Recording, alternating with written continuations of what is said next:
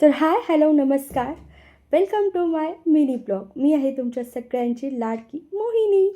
तर आज आमच्या इचलकरंजीमध्ये श्री शंभू महाराजांच्या मूर्तीचा आगमन सोहळा होता आणि हा आगमन सोहळा कबनूरपासून जनता बँकेपर्यंत होतं आणि आमच्या इथे स्टँडपासून जनता पर्यंत ह्याचं ढोल, ताशा, स्क्रीनिंग वगैरे खूप म्हणजे खूप भारी सोहळा होता.